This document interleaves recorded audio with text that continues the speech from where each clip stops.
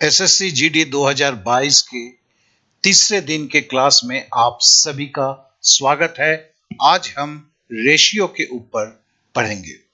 तो शुरुआत करने के पहले हम यह कहना चाहते हैं कि यह क्लास उनके लिए है जिन्हें जोड़ घटाव गुणा भाग से ज्यादा कुछ नहीं आता है।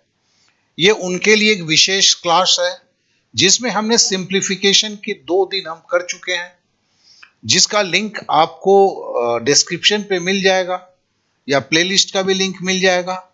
आज हम रेशियो या अनुपात से शुरू करेंगे। तो चलिए क्लास शुरू करते हैं। तो पहला जो है, इसमें हम कुछ जस्ट भिन्न अनुपात है क्या, उसके बेसिक्स के बारे में हम जानते हैं। देखो, ये 2:7 लिखा है, ठीक है। इसे आप भी जानते हैं कि हम इसे 2/7 लिख सकते हैं।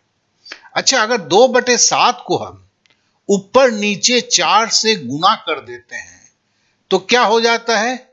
ये 8/4 दूनी, सॉरी, ये गलत हो गया है। 4 से 8/24 के 14, यहां पे टाइपिंग मिस्टेक है, ठीक है। तो हम इसे चेंज कर देते हैं, ये टाइपिंग मिस्टेक हो गया था। ये 8/28 हो जाता है। और उसी तरह आगे जब हम बढ़ते हैं, हम जैसे 2/7 को 5 से ऊपर नीचे गुना करते हैं। ये भी 5 से गुना कर दिया, ये भी 5 से गुना कर दिया, तो फिर क्या हो गया? ये 10/35 हो गया। अब देखिए, 10/35 को अगर हम काटेंगे तो 5 दूनी 10, 5 सते 35, तो फिर वही 2/7 हो गया ये। तो कहने का मतलब 10/35, 8/28, क्योंकि 8 और 28 को भी काटेंगे तो क्या होगा? 4 दूनी 8, ठीक है ना। और 4 सत्ते 28, ये भी 2/7 हो गया। हम कहना क्या चाह रहे हैं, चलिए एक और करके देख लेते हैं। चलिए, इसको 9 और 2 से 7 ऊपर नीचे 9 से गुना कर दिया तो ये क्या बन गया? ये बन गया 18/63। और इसे अगर 9 से काटते हैं तो वही 9 दूनी 18, यही 9 सत्ते 63, मतलब 2/7। तो कह सकते हैं हम 2/7 के अनंत रूप होते हैं। 2/7 को हम 8/28 में भी व्यक्त कर सकते हैं। 2/7 को हम 10/35 में भी व्यक्त कर सकते हैं। 2/7 को हम 18/63 में भी व्यक्त कर सकते हैं। तो हमें एक चीज तो समझ में आ गया कि एक 2/7 भिन्न, जैसे 5 संख्या है तो फिक्स है 5, लेकिन 14/28 बोलता हूं तो वो उससे वो छोटा हो सकता है, वो 2/7 हो जाएगा। उसी तरह अगर मैं 10/35 को बोलता हूं, वो भी छोटा हो जाएगा, वो भी 2/7 हो जाएगा। अगर मैं 18/63 की बात करता हूं, वो भी छोटा हो जाएगा, वो भी 2/7 हो जाएगा। इतना बस जेहन में रख दें, इतना खाली जेहन में रख दें। और जो है, हम इसका मतलब क्या है, हम 4 या 5, 4 लें या 5 लें या 9 लें, उसके जगह पर हम x भी ले सकते हैं। तो मतलब 2/7 को 2/7 के किसी भी रूप के लिए हम 2x/7x बोल सकते हैं। इसे बस जान लीजिए, हल्का सा समझ लीजिए। ये बहुत ज्यादा तो कोई रॉकेट साइंस की बात मैं कर नहीं रहा हूं। अब जरा आगे चलते हैं। हम बोलते हैं भिन्न, इसे देखो हम 2/7 में लिखते हैं। और एक होता है अनुपात, इसे 2/7 में भी लिखते हैं और जैसे 2:7 में भी लिखते हैं। साधारण तो भिन्न को इस रूप में नहीं लिखा जाता है, अनुपात। तो देखो, भिन्न और अनुपात में अंतर क्या है, इसे थोड़ा समझ लेते हैं, फिर हम सवाल शुरू करेंगे। भिन्न जो है एक संख्या है, एक पूर्ण संख्या नहीं है। लेकिन अनुपात में अगर 2/7 बोला गया है तो इन संख्याओं के बीच में आपस का संपर्क भी जरूर बोला गया है। तो मतलब कोई भी भिन्न अनुपात में तब चेंज हो जाती है जब उनके अंश और हर के बीच में कोई संबंध बता दिया जाता है। मतलब भिन्न अनुपात में तभी चेंज हो जाती है जब भिन्न की जो संख्याएं होती हैं उनके बीच का कोई संबंध निकल आता है। क्लियर? अब चलिए हम सवाल शुरू करते हैं। आज जो है पहला सवाल जो हम करेंगे वो सवाल देखिए, एसएससी जीडीज 16 नवंबर 2021 की शिफ्ट 3 में आया हुआ था। बोलता है दो ऊनी जैकेट ए और बी का मूल्य 7:9 है। ठीक है, यदि जैकेट ए का मूल्य जैकेट बी के मूल्य से 380 रुपए कम है तो जैकेट बी का मूल्य जो है रुपए में ज्ञात करें। तो सबसे पहला जो है उसने अनुपात क्या बोला है? 7:9। हम इसे कैसे लिख सकते हैं? अभी हमने चर्चा किया 7x और 9x। अब देखो इसका मतलब, देखो ए जो है ए और बी, तो मैं इसको ए बोल सकता हूं, इसको बी बोल सकता हूं, और यही अनुपात बोला था। तो ए अगर 7 है तो ये ए की कीमत है, ये आपकी बी की कीमत है। और क्या बोल रहा है? और हमें यह बोल रहा है इनका अंतर। अब इनका अंतर क्या है? 9 से 7 घटाएंगे, मतलब 9x क्या है? बी है। तो मतलब बी माइनस ए, बी जैकेट की कीमत से अगर ए जैकेट की कीमत को घटाएंगे, 9x से 7x को घटाएंगे तो 2x होगा, जो बराबर बोला है 380 रुपए कम होंगे, मतलब 380 रुपए के बराबर है।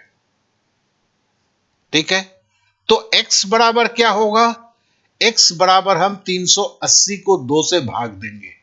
देखो ये जो हमने 2 से भाग दिया ना, ये जो क्रिया किया इसको अब याद रखते हैं क्योंकि ये समीकरण का चीज है, इसे पक्षांतर बोलते हैं। ये हुआ कैसे जरा बता दो। बेसिकली देखो यहां पर 2x आप दिख रहे हो, यहां पर एक चीज नहीं दिख रही है आपको, ये ऐसे था 2 गुना x था। ठीक है, और देखो ये जो है ये इक्वल का जो सिंबल होता है ना, इसको जब कोई संख्या क्रॉस करता है, ठीक है, तो पक्षांतर होता है। जैसे मेरे को x को रखना था, x का वैल्यू निकालना था, तो 2 को मेरे को हटाना था। 2x के साथ किस संपर्क में था? गुना के संपर्क में था। जब ये इक्वल लाइन को क्रॉस किया तो ये 2 क्या हुआ? ये 2 देखो आके नीचे बैठ गया। क्यों? गुना का विपरीत क्या होता है? भाग। गुना का क्या विपरीत क्या होता है? भाग। इस क्रिया को पक्षांतर बोलते हैं। देखिए इसी तरह करते करते हम पूरे चीजों को, ये बेसिक जहां पे होता है बार बार जो कमजोर होते हैं उनके लिए बोलना पड़ता है, वो समझ जाते हैं, फिर वो भी तेज तरार के बराबर ही होते हैं। खाली 2 या 1 मिनट ज्यादा लगता है और कुछ नहीं। अब देखिए इस 2 से हम 380 को काटेंगे, 19 दूनी 38 होता है। क्या होता है? 19 दूनी 38, तो 1 लिखा, 9 लिखा और इस 0 को चिपका दिया, तो बराबर कितना हो गया? 190 हो गया। अब हमारे को क्या मिला? x का मान 190 है। हमारे पास बी जैकेट जो है, जैकेट बी का मूल्य था, बी जैकेट क्या है? 9x है। तो हमें क्या है? 9x का मान निकालना है। x का मान हमें पता है। अब देखो 190 को 9 से गुना करना है, तो 19 नवा 171 हुआ। तो 171 और ये जो शून्य 190 का जो शून्य था उसको हमने चिपका दिया। 19 नवा 171 और इस शून्य को यहां पर बैठा दिया, तो क्या हुआ? 1710। ये देखो 1710 जो है इसका सही उत्तर है। तो ये सवाल एकदम समझ चुके होंगे। अब अगले सवाल पे चलते हैं। इस सवाल में बोला है 75 लीटर के एक मिश्रण क्या होता है? जब दो चीजों को आपस में मिलाकर मिश्रण बनाया जाता है। यहां क्या क्या मिलाया गया है? दूध और पानी। मतलब ये दूध का घोल है, 75 लीटर है, तो इसका मतलब इसमें दूध भी है, इसमें पानी भी है, और बोलता है ये 3:2 के अनुपात में इसमें है। तो इन दोनों में संपर्क क्या है? ये दूध है। पहला वाला क्या है? ये मिल्क है।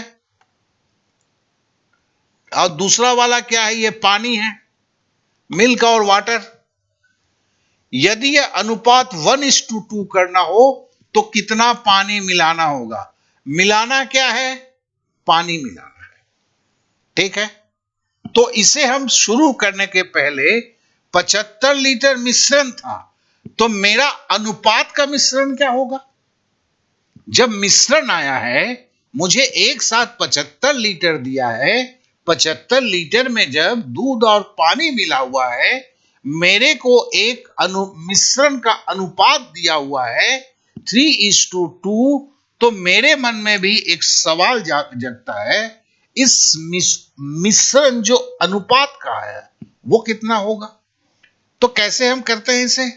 हमने बोला भाई 3:2 है, और मतलब हम पकड़ लेते हैं, जैसे हम पहले देखे थे 3:2 मतलब, अगर मैं 3:2 का मतलब मैं कैसे लिखूंगा?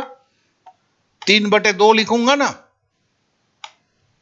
और यहां पे भी x ले लूंगा, और यहां पर भी x ले लूंगा। तो हम इसको ऐसे भी तो लिख सकते हैं, 3x और 2x। अब बोलते हैं यार मिश्रण है, तो यहां सिंबल को हटाते हैं ना, यहां हम हटा के मिश्रण बना देते हैं ना, 3x प्लस 2x, दूध प्लस पानी, मिश्रण। 3x plus 2x 5x। लेकिन 5x बराबर क्या बोला हुआ है? मेरा अनुपात का मिश्रण तो 5x निकल गया, लेकिन हकीकत में कितना है? हकीकत में है 75 लीटर। तो फिर हमें x का मान निकालना है, तो हम x बराबर 75/15, ये मैंने क्या किया? ये मैंने फिर वही ट्रांसपोज किया। यहां क्या था? 5 और x के बीच में गुणे का सिंबल था। ठीक है ना? अब मेरे को x रखना था, जैसे मैंने रखा, तो 5 को मैंने चलता कर दिया। ये देखो इक्वल का सिंबल था, जब इक्वल के सिंबल से 5 जो x के साथ गुणे के संपर्क में था, जब यहां आएगा तो क्या होगा? नीचे बैठ जाएगा। ये तो हम जान चुके हैं। तो इसके लिए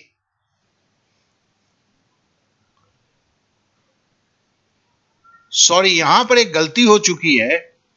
यहां पर जो है ये 5 आएगा, ये 15 हो गया है, यहां पर फिर टाइपिंग मिस्टेक है, तो ये 5 आएगा। 5 से अगर हम काटेंगे 75, तो ये 15 होगा, तो मतलब x का मान जो है 15 होगा। आई एम सॉरी, यहां पे टाइपिंग मिस्टेक हुआ है। अब x का मान 15 हो गया। अब जब x का मान 15 हो गया, हम आगे बढ़ते हैं, तो फिर मिल्क क्या था? 3x था। ठीक है ना? यहां देखो फिर सही हो गया है, ये टाइपिंग करते वक्त मिस्टेक किया है। तो 15 को 3 से गुना कर दिया, तो दूध 45 है। 75 में दूध कितना है? 45 है। और देखो 2x क्या था? पानी था। और पानी का मतलब क्या है? वाटर 2x है। x का मान कितना है? 15 है। 2 गुने 15 हो गया, बराबर पानी 30 हो गया। अब देखो इस 75 का हमें मिल गया, 75 में मिल्क जो है वो आपका 45 है। ठीक है ना? और वाटर जो है वो हमारा 30 है। ये मिल गया हमें। लेकिन अब हमें बोलता क्या है? हमें एक चीज बोलता है। क्या बोलता है? कि नया जो रेशियो है वो 1:2 होगा। मतलब ये मिल्क 1 होगा तो वाटर 2 होगा। ये मिल्क अगर 1 भाग होगा, अब देखो मिल्क 1 भाग कितना पानी मिलाया गया है। मतलब जब नया मिश्रण बनाया गया, उस नए मिश्रण में पुराने मिश्रण जो था 3:2 में था, उसमें कितना पानी मिलाया जाए। दूध नहीं, 3:2 75 लीटर का जो मिश्रण है, जिसका अनुपात था 3:2, मतलब 3 भाग दूध 2 भाग पानी, उसमें पानी कितना मिलाया जाए कि भाग 1:2 हो जाए। तो देखो, मिश्रण में दूध जो था वही रहेगा, वो तो ना घटेगा ना बढ़ेगा। तो मिश्रण में दूध कितना था, 45, और 1:2 का मतलब क्या, इसका 1 का दुगुना। देखो 1 का दुगुना होगा। अगर ये 45 मिल्क है, ये 2 क्या है, वाटर को दिखा रहा है, तो वाटर कितना होगा, चलो ऊपर वाटर लिख देते हैं। 45 का दुगुना होगा, मतलब 45 को 2 से गुना कर देंगे तो बराबर 90 होगा। तो मतलब नए मिश्रण में आपका 90 लीटर पानी होगा। पुराने मिश्रण में कितना पानी था, 30 लीटर पानी था। ठीक है ना, जो यहां पे हमने निकाला। तो हमें कितना मिलाया जाना है पानी अब इसके अंदर में, तो 90 में से 30 घटाया तो 60 लीटर पानी जो है, ये देखिए यहां पर 60 लीटर जो है, इतना पानी जो है आपको 75 लीटर में मिलाना होगा। देखो यही सेम सवाल एक और भी आपको आगे जाके मिलेगा, उसमें यह पूछता है कि जब अनुपात 1:2 हो जाएगा तो मिश्रण कितने लीटर का होगा। तो नेचुरली 75 में जब आप 60 लीटर पानी मिलाइएगा तो मिश्रण आपका कितना हो जाएगा, 135 लीटर। तो ये जब वो सवाल आएगा तब करेंगे। तो आशा करता हूं कि इस सवाल को समझ गए होंगे। लेकिन एक चीज जरूर याद रखेंगे कि प्रैक्टिस, प्रैक्टिस का मतलब क्या होता है। देखो, आप चीजों को पढ़ के तो समझते हो, जैसे आगे के सवालों को आप करते जाएंगे तो आपकी कंफ्यूजन बढ़ेगी, आपको याद ही नहीं रहेगा किस स्टेप के बाद किस स्टेप। अब देखो, जब लॉजिक और स्टेप दिमाग के अंदर बैठ जाता है, तभी आपको गणित आसानी से कर पाते हैं। गणित को पढ़ते ही पहले आपको फर्स्ट स्टेप मालूम हो जाता है, दिखने लगता है। जब फर्स्ट स्टेप को करते हैं तो दूसरा स्टेप दिखने लगता है, दूसरा स्टेप को करते हैं तो तीसरा स्टेप दिखने लगता है। तो चलिए अब अगले सवाल पे चलते हैं। अगला सवाल जो है वो है आपका ये, यदि 3 संख्याएं 3:5:7 के अनुपात में है और उनका लघुत्तम समापवर्तक 2415 है, तो दूसरी संख्या और पहली संख्या का अंतर जो है वो कितना होगा। तो देखिए, पहले तो है कि 3:5:7 दे दिया, इसे हम लिखेंगे कैसे, 3x:5x:7x। ये तो अब आपको क्लियर हो ही गया है हम क्यों करते हैं। अब इसने बोला क्या है, इसका लघुत्तम समावर्तक कितना है, 2415 है। अब एलसीएम का मतलब क्या होता है, लीस्ट कॉमन। ठीक है ना। आप सी को जो है आप कॉमन इस वर्ड से पकड़िए। अब देखो 3x में क्या है, x है, 5x में क्या है, x है, 7x में क्या है, x है। तो फिर हम एलसीएम जो होगा इन तीनों संख्या का, पहला हम x ले लेंगे। अब देखो 5 में क्या 3 कॉमन है, नहीं है। 7 में क्या 3 कॉमन है, नहीं है। तो आप देखो 3, 5, 7 तीनों अभाज्य संख्या है। अभाज्य संख्या किसे बोलते हैं, जो संख्या, ठीक है ना, खुद से कटता है। मतलब 3 को आप 3 से भाग दे सकते हो या 1 से भाग दे सकते हो, उसे हम अभाज्य संख्या बोलते हैं। तो जब अभाज्य संख्या है, एलसीएम उसका गुना होता है। तो मतलब x गुना 3, x गुना 5, x गुना 7, ये एलसीएम हो गया। मैं इसको गुणा भी कर दूं, 5 या 15 सतह 105, लेकिन मैं ऐसा नहीं करूंगा अभी, क्योंकि मुझे काटने में सुविधा होगा। अब जब एलसीएम ये बराबर मुझे, लेकिन देखो इस हमारी तब एलसीएम 3x 5x 7x का क्या निकला, x गुने 3 इंटू 5 इंटू 7, लेकिन हमें सवाल में बोला गया इसकी वैल्यू 2415 है, तो हमने 2415 लिखा। जैसे ही हमने देखो इधर x है और इधर हमने बराबर का सिंबल मारा और इधर एक वैल्यू रखा, तो देखो इसको क्या बोलते हैं, इसको बोलते हैं लेफ्ट हैंड साइड, बायां हाथ, इसको बोलते हैं LHS, और क्या बोलते हैं इसको, राइट हैंड साइड, दाहिना हाथ। मतलब जब आप बराबर सिंबल के दाएं तरफ जाते हो उसे दायां हाथ बोलते हैं, जब बाएं तरफ जाते हो उसे बायां हाथ बोलते हैं। ठीक है, हमें जब वैल्यू निकलना होता है, ये क्या एक समीकरण या इक्वेशन बन गया है, चूंकि बीच में बराबर का सिंबल है, ये लेफ्ट हैंड साइड है, राइट हैंड साइड है, और एक्स विद्यमान है जिसकी वैल्यू हमें निकालनी है, तो ये इक्वेशन है। और जैसे ही इक्वेशन है तो मतलब देखो ये गुणा 3 है, गुणा 5 है, गुणा 7 है, इसे हम क्या करेंगे, पक्षांतर कराएंगे, मतलब ट्रांसपोज कराएंगे, तब फिर क्या होगा, ये सब नीचे चले जाएंगे, एक्स की वैल्यू मुझे मिल जाएगी। तो चलिए हम इसको करते हैं। तो हमने x बराबर, अब देखिए 2 4 बीच का एक लंबा लाइन खींचा, ऊपर 2415 लिखा, नीचे जो है इस विधि को हम क्या बोल रहे हैं, पक्षांतर। 3 लिया, फिर 5 को लिया, फिर 7 को लिया।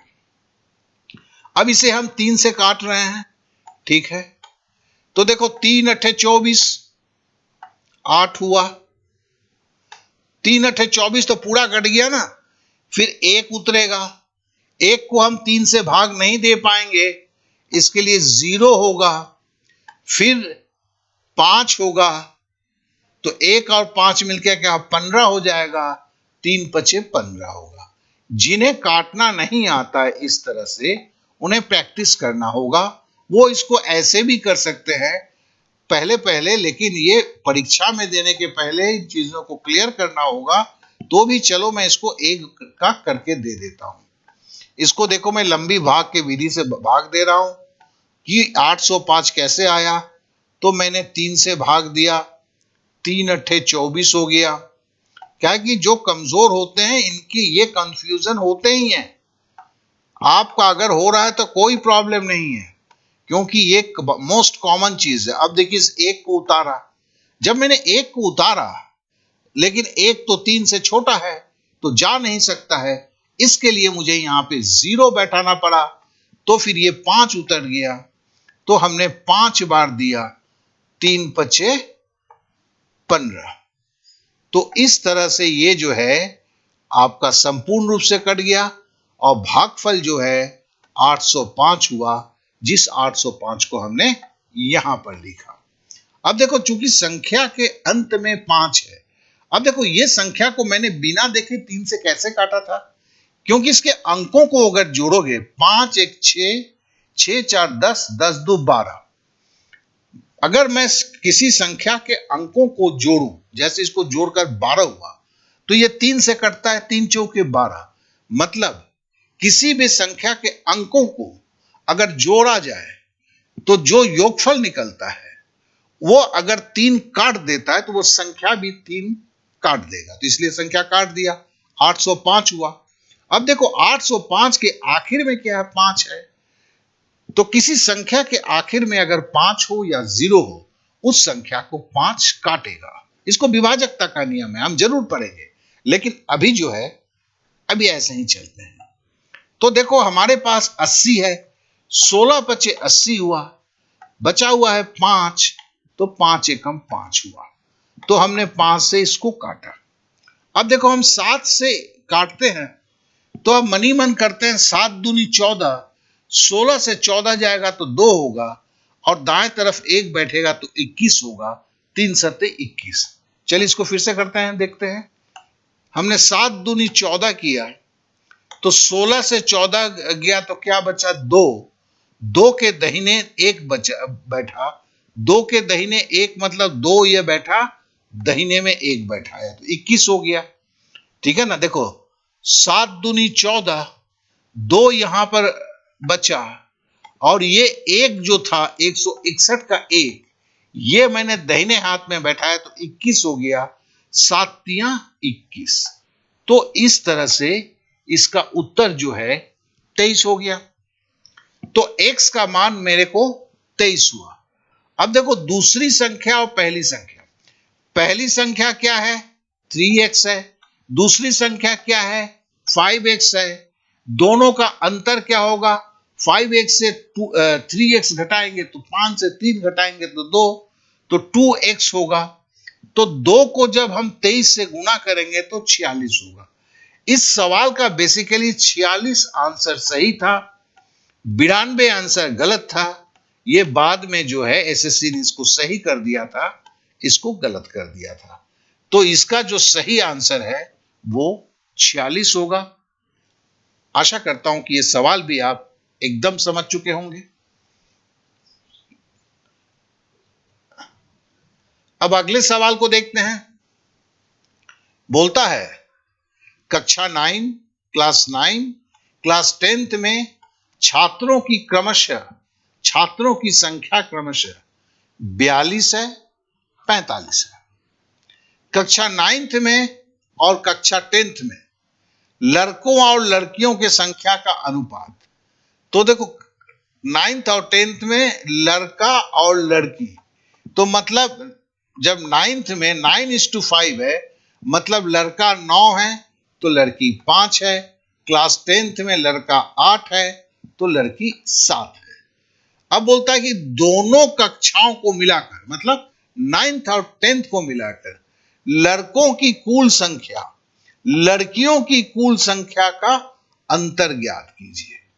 ठीक है, यह भी आपका देखो 16 तारीख को ही आया हुआ था 2021 के शिफ्ट 1 में। अब चलिए सवाल को करते हैं। बहुत ही साधारण सवाल है। जैसे क्लास 9 का उसने क्या बोला, लड़के और लड़कियों का अनुपात 9:5 है। तो हम क्या लिखते हैं बाबा, 9x/5x बराबर 42। अब देखो बराबर 42 दिया, 9 और 5 को जोड़ेंगे तो कितना होगा 14 होगा। तो 14x बराबर हमें क्या मिल गया, 14x बराबर 42। 14x बराबर अगर 42 होता है तो x बराबर क्या होगा, सीधी सी बात है 42 को हम 14 को ट्रांसपोज करके इधर ले जाएंगे तो x बराबर होगा 42/14। अब 42/14 जब होगा तो हम 42 को जब 14 से काटेंगे तो 14 तिया 42 होता है, तो x का मान 3 निकल जाएगा। समझ गए?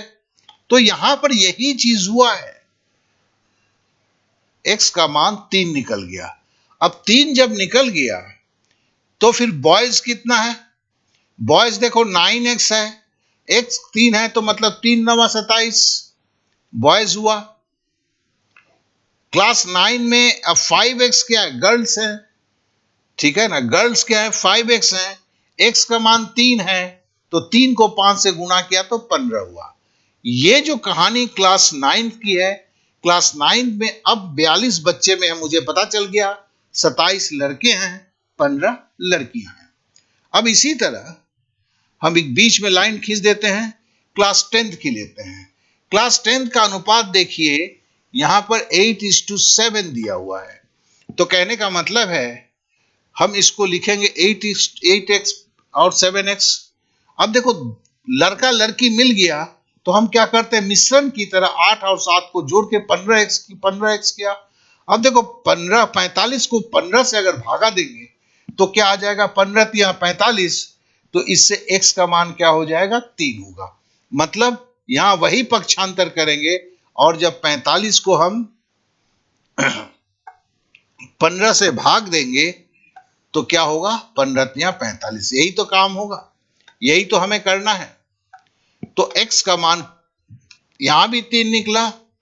अब यहां पर 8x बॉयज हैं तो बॉयज को नीचे हम लिखेंगे 8x का मतलब 3 अठे 24। लड़कियां जो है वो 7x है, तो 3 सते 21। अब बॉयज कितना होंगे, 27 और 24 को जोड़ देंगे, तो 27 और 24 को जोड़ेंगे तो बॉयज जो आएगा 51। मतलब 9th और 10th मिला के लड़के जो है स्कूल में 51 है। और फिर उसी तरह 9th के लड़कियां 15 है जैसे यहां पे दिया हुआ है, और क्लास 10th में लड़कियां 20 हैं, 21 हैं, तो 15 और 21 को जोड़ेंगे तो 36 होता है। तो स्कूल में लड़कियां जो है दोनों क्लास को मिलाकर 36 है। अब लड़कों से जब लड़कियों का क्लास 9th और 10th का हम लेस करेंगे, 51 से 36 लेस करेंगे तो 15 आएगा। तो इस दोनों कक्षा जो है, दोनों क्लास 9th और 10th के लड़के से लड़कियां जो है उनका जो अंतर है वो 15 है, या 15 लड़का लड़कियों से ज्यादा है। आशा करता हूं कि ये सवाल भी आप एकदम सही तरीके से समझे होंगे। और साथ ही मैं उनसे बोलता हूं कि जो मेरे क्लास से जुड़े हुए हैं, जिन्हें इन सवालों को समझने में कहीं पर भी प्रॉब्लम होता है, तो आप मुझे जरूर व्हाट्सएप पर मैसेज करके पूछ सकते हैं। और जो लड़के मेरे क्लास में नहीं जुड़े हुए हैं वो इन सवालों का जवाब कमेंट्स बॉक्स में करके भी पूछ सकते हैं।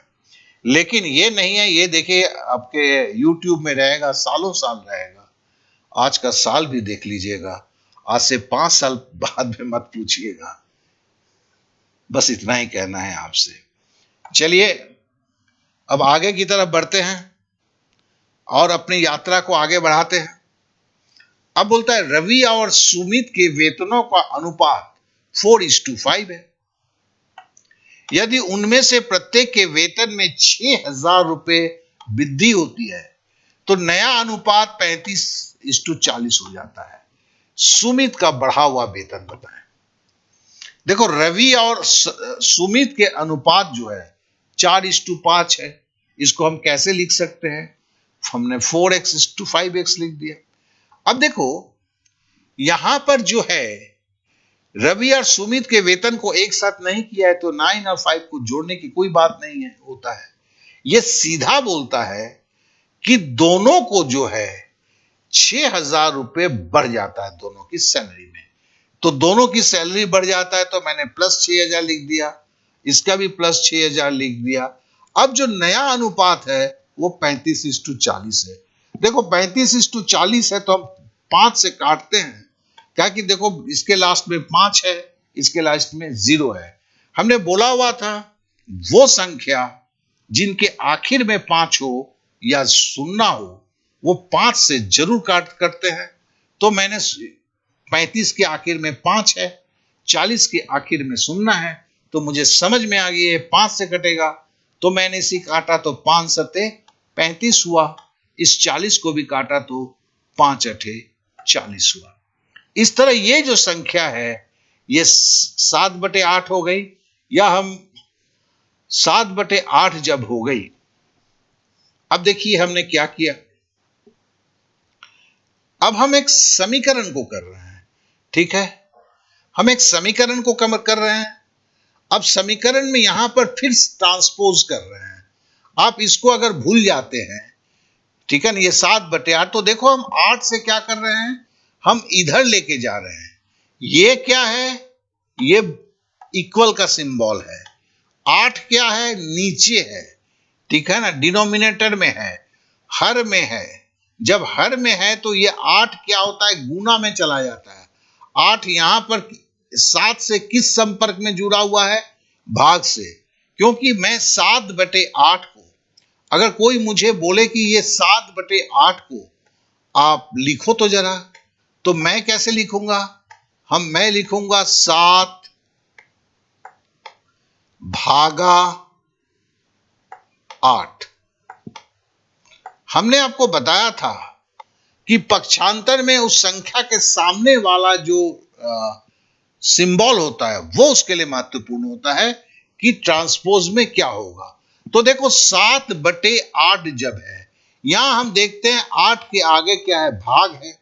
तो नेचुरली ये 8 जब इधर आएगा तो गुना हो जाएगा। ये देखो गुना कर दिया, 8 को यहां पे ब्रैकेट शुरू हुआ है तो मतलब 8 और ब्रैकेट के बीच में गुणे का सिंबल है। ये 4x प्लस 6000, ये सेम का सेम यहां पे लिख दिया, इसको बंद कर दिया, बराबर। अब देखो 7 तो ऊपर था ही था, ये क्या था, ये भी देखो बटे के नीचे था। बटे के नीचे जब ये था तो ये भी भाग के सिंबल में था। जैसे 7/8, बटे के बाद 8 मतलब इसके आगे भाग का सिंबल था, इसके भी आगे भाग का सिंबल था। चूंकि ये क्या कहते हैं, भाग का चिन्ह था और ये इस इक्वल के सिंबल के इस साइड में जा रहा है, तो ये क्या ट्रांसपोज हो रहा है। तो भाग का सिंबल फिर यहां पे गुना पे चेंज हो गया। ट्रांसपोज या पक्षांतर में हम जानते हैं उसके आगे का सिंबल जो होता है उस संख्या का, वो बदल जाता है।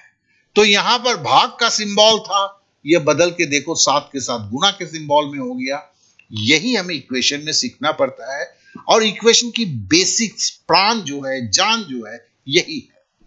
अब हमें 8 को 4 से हम गुना करते हैं तो 8 चौके 32 होता है। 8 को 6000 से गुना करते हैं तो 6 8 48,000 होता है। 7 को 5 से गुना करते हैं तो 35x होता है और 42,000 होता है। 7 को 6000 से गुना करते हैं तो 42 आ जाता है। अब देखिए, मेरे को ट्रांसपोज करके अगर मैं 35 को इधर लेके आता हूं तो 35 बड़ा है, 32 छोटा है। इसलिए हमने क्या किया, पूरा को 35x प्लस 42,000 को सामने लिख दिया।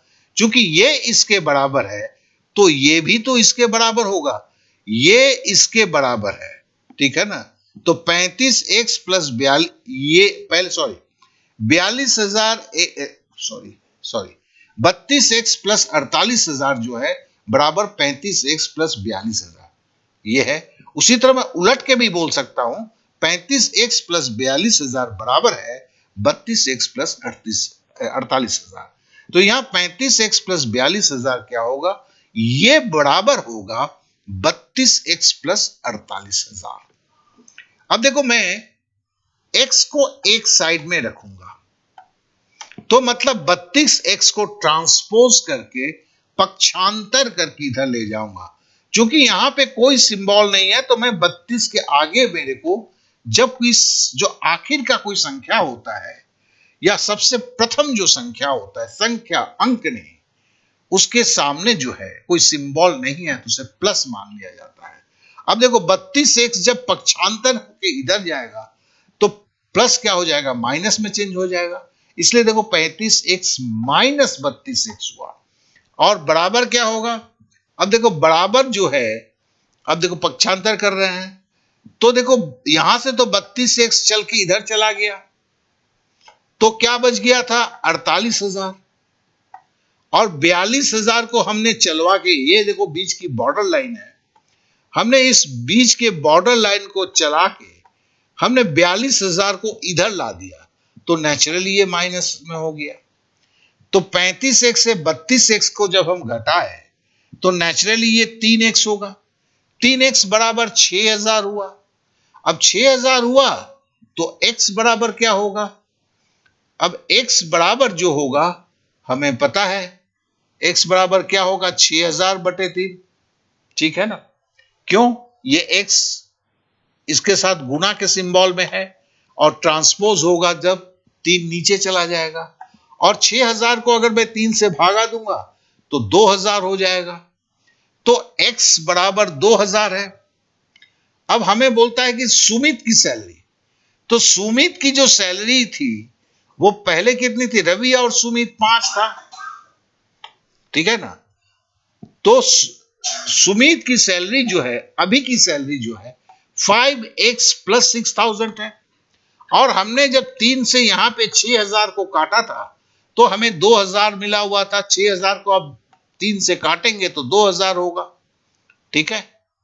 और यहां 5x प्लस 6,000 है तो इसका मतलब है कि सुमित की जो सैलरी है वो 5x मतलब 5 गुने 2,000 प्लस 6,000, तो 5 दूनी 10,000 और 6,000 16,000। इस तरह सुमित की सैलरी जो है 16,000 हुई, जो यहां पर आंसर में दिया हो रहा है। तो आशा करता हूं कि समझ रहे हैं।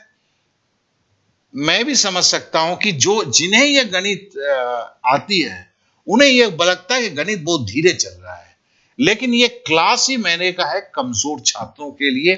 कमजोर छात्र मतलब वो कमजोर नहीं होते हैं, क्योंकि बहुत सारी चीज भूल चुके होते हैं, तो उन्हें 2-3 बार बोलने से उन्हें याद आ जाता है। दिमाग से निकला हुआ चीज आने में वक्त लगता है, इसके लिए इस क्लास की स्पेशलाइजेशन है। तो चलिए हम अगले इसमें चलते हैं। अब अगला सवाल क्या होता है, ए और बी के वेतन का अनुपात 6:7 है। यदि बी के वेतन में 5.5% की वृद्धि होती है, किसके वेतन में होती है, बी के वेतन में होती है, तो उसका कुल वेतन, किसका वेतन, बी का वेतन 1,47,700 रुपए हो जाता है। यह किसके बारे में बोला जा रहा है, बी के बारे में। पूछा क्या जा रहा है, ए का वेतन कितना है, यह भी 16, 11, 21 को मैं एक बताना चाहता हूं कि आपके अनुपात में, अनुपात के जो सवाल जो है वो अगर सही में देखा जाए, किसी भी सवाल पर में 4 प्लस करके आते हैं। 2 जो है डायरेक्ट अनुपात में पूछे जाते हैं, और कुछ सवाल जो है प्रतिशत से एसोसिएट होके आते हैं, मिश्रण से एसोसिएट होके आते हैं, समय और काम से एसोसिएट होके आते हैं, समय और दूरी से एसोसिएट होके आते हैं, सॉरी, पार्टनरशिप से एसोसिएट होके आते हैं। तो इसलिए ये अत्यंत ही अहम चैप्टर है। तो चलिए हम इसको पढ़ते हैं, करते हैं इसको। तो सबसे पहला जो है 5.5% की वृद्धि, इसको जरा ठीक से समझते हैं, क्योंकि ये जैसे मैं समझाता हूं वैसे आप समझेंगे तो आगे में डीआई और बहुत सारे चीजों में आपको बहुत ही सुविधा होगा। तो 5.5% की वृद्धि मतलब पहले का तो 100% था ही था, 5.5% वृद्धि मतलब क्या, 100% तो पहले से था। किसी चीज की क्रय मूल्य को क्या होता है, 100% होता है। तो मतलब 100% तो पहले से था ही था, उसमें बढ़ा क्या 5.5%। इसको जरा समझ लीजिए, पहले 100% था, बढ़ा क्या 5.5%। अब इसको अगर हम जोड़ेंगे तो कैसे लिखेंगे दोस्त, अब 5.5 मतलब 5 दूनी 10 और 1 11/2, तो 100% प्लस 11/2%। अब इसको अगर लिखते हैं तो हम देखो लसा कर रहे हैं आप, सरलीकरण के क्लास में आपने पहले के जो 2 दिन के क्लास में हमने इसमें इसको भी जोड़ना सिखाया, क्या कहते हैं, भिन्न को। तो ये 100% मतलब ये 100/1 होता है। तो ये है 1 और 2 है, 1 का 2 गुना 2 है, तो इसे हम वर्बल एलसीएम निकालते हैं। वर्बल एलसीएम में ये 2 हो जाता है, ठीक है। चूंकि 1 है, 1 से 2 को भागा देते हैं तो 100, और चूंकि नीचे लसा मेरा 2 निकला था इसलिए 2 से गुना करते हैं, ये आपको पहले के क्लासों में हो चुका है। अब 2 से 2 को भाग देते हैं तो 1 होता है, 1 से 11 को गुना करते हैं तो ये होता है। तो 100 को 2 से गुना करेंगे, 200 में 1 11 जोड़ेंगे तो 211/2। तो ये आपका आ गया 211/2। ये क्या है, ये 211/2, ध्यान देंगे ये प्रतिशत है। और जब इसे आगे, प्रतिशत मतलब पिछले क्लास में मैं बता चुका हूं, प्रतिशत मतलब बटे 100। तो मतलब प्रतिशत मतलब बटे 100, मतलब ये 100 देखो बटे 100 नीचे आ गया, तो ये क्या हो गया 211/200। देखो ये खुद ब खुद कहानी बता रही है। ये क्या बता रहा है, पहले जब 200 था, पहले जब 200 था, 5.5% बढ़ने के बाद ये 211 हो गया। पहले जो 200 था, 5.5% बढ़ने के बाद 211 हो गया, और हमारा कुल वेतन कितना बोल रहा है, 1,47,700। तो मतलब क्या है, 211 बराबर 1,47,700। और देखो मुझे किसका वेतन चाहिए, ए का वेतन चाहिए। ए कहां दिया हुआ है, ये यहां पर ए दिया है। ए हमें अनुपात के रूप में 6 मिला है जब बी 7 होता है। ए कब 6 होता है, जब बी 7 होता है। मेरे पास बी अभी क्या है, मेरे पास बी अभी 211 है। तो हम इससे देखो हम दो तरह से निकाल सकते हैं। तो हम 211 बराबर 1,47,700 लिखते हैं। तो हम ये पकड़ते हैं कि 200 बराबर क्या होगा, देखो ये ट्रांसपोर्ट होगा। तो यहां पे हम पकड़ सकते हैं 211 गुने 1 है, तो ट्रांसपोज करेंगे तो 211 नीचे चला जाएगा, इसके नीचे चला आएगा, ठीक है ना।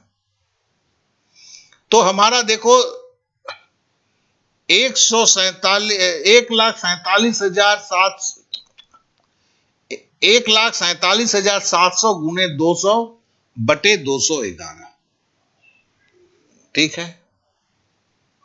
ये क्या हुआ, यहां पे भाग का सिंबल जो है वो ढक गया है। 211 का बराबर 1,47,700, तो एक बराबर क्या होगा, ट्रांसपोज होके 211 होगा, और एक बराबर 200 बराबर क्या होगा, ये फिर गुना 200 हो गया। अगर 211 से आप इसको काटेंगे तो क्या होगा, देखो 2 से 7 को काटोगे 7 दूनी 14, 11 को 7 से गुना करोगे तो 77, तो ये 7 होगा। मतलब 211 को अब 7 से गुना करोगे 1477 होगा, और ये 2 शून्य हो गया। तो 200 बराबर जो है ये आपका 200 गुने 700 गुने 200 बराबर हुआ 1,40,000, ठीक है। तो 1,40,000 जो है वो क्या था, वो था पहले का वेतन।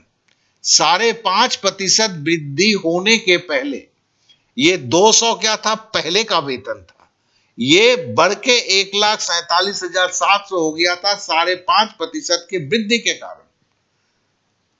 पहले का वेतन क्या था, 1,40,000। 1,40,000 क्या था, 1,40,000 7 भाग था, या इसे मैं बोल सकता हूं कि 7x बराबर जो ये बी का वेतन है, तो A इज टू बी, तो ए क्या, अगर ए को अगर मैं 6x मानता हूं, बी को क्या है 7x, और 7x क्या है, ये 7x जो है 1,40,000 के बराबर है। तो हम इसको इस तरह से लिख सकते हैं, 7x बराबर 1,40,000, तो x बराबर वही ट्रांसपोज हुआ 7 नीचे आया, इसे हमने काटा, ये काटा तो 20,000 हुआ। और देखो ए का वेतन पूछा गया, हमें पूछा क्या गया, ए का वेतन। ए का वेतन कितना है, ए का वेतन 6x है, तो 6x, तो 6x बराबर कितना होगा, देखो x का मान क्या है 2,000 है, और 2,000 को 6 से गुना करूंगा तो 1,20,000 होगा। तो इस तरह से ये सवाल भी आपका हो गया, और आशा करता हूं कि इस सवाल को भी आपने अच्छी तरह से समझा होगा। अब देखिए कल का क्लास है, मैं जानता हूं कि ये 6 सवाल हो जाने के बाद आपसे मैं वादा करता हूं कि इन वीडियो को फिर से अगर आप नहीं देखेंगे या इस पे चर्चा नहीं करेंगे तो ये 6 सवाल में से एक भी सवाल शायद आपसे आज से 5 दिन के बाद बनेगा। तो क्या है कि वीडियो देखना ही आखिरी बात नहीं होता है, और आपको पढ़ाना नहीं है, एक नौकरी निकालना है। तो नेचुरली ये सारे चीज जो है, जो लिंक दिया गया है उस लिंक में जुड़ा हुआ पेज है, उस पेज के अंदर आपको मिलेंगे, जहां पर आपको, अगर आप क्लास में जुड़े हैं तो आपको कब रिवीजन करना है मेरे तरफ से आएगा, और अगर क्लास में नहीं जुड़े हुए हैं तो एक बात को जान लीजिए, जिस दिन वीडियो देखते हैं एक एक सवाल को उसी दिन वीडियो देखने के बाद सवाल जो है उस सवाल को खुद से लगाने की प्रयत्न करते हैं। और सबसे बड़ी बात है, आप सारे सवाल को एक साथ नहीं देखते हैं। वीडियो में एक सवाल को देखें, सवाल को खुद से लगाने की कोशिश करें। लग जाता है तो ठीक है, नहीं लगता है तो नीचे जो इस पेज में दिया हुआ है, जो मैंने उसके जो आंसर है, उस आंसर से आपके आंसर को मिला के आप सोच समझने की कोशिश करें कि आपने गलती कहां पर किया है। आपको गलती दिखेगी। अगर वो गलती समझ में नहीं आता है तो इसका मतलब दिमाग में ठीक से नहीं बैठा है। फिर सवाल को पढ़ें और इस तरह करके आज का जो है जितने सवाल हैं, 6 या 7 सवाल दिए गए हैं, उसे करें। देखिए टोटल जो है, अगर रेशियो में मैं बोलूं, इसके 5 क्लास होंगे और इसमें करीब करीब 40 टाइप के सवाल होते हैं। आपका एग्जाम निकल जाएगा। लेकिन सबसे बड़ी बात है, एक बार देखने से, एक बार जानने से कुछ नहीं होता है, क्योंकि इसमें एक स्टेप्स नहीं है, स्टेप के बाद स्टेप्स हैं। तो ये सीरियल ऑफ जो स्टेप्स है वो याद रखना जरूरी होता है। अगर एक स्टेप का होता तो सब कोई कर लेता। तो इसे समझें। जो गणित में कमजोर होते हैं, उन इन विशेष बातों को वो ठीक से नहीं समझते हैं। उन्हें लगता है एक बार समझने के बाद आप एक ही स्टेप में होना चाहिए, लेकिन सारे सवाल एक स्टेप में नहीं बन सकते हैं, 3-4 स्टेप्स में जाने पड़ते हैं। यही उनके लिए प्रॉब्लम होता है। आशा करता हूं कि मैं अपने बातों को रख पाया हूं। कल फिर मिलेंगे 6 बजे शाम को। Okay then, bye bye, thank you, जय हिंद।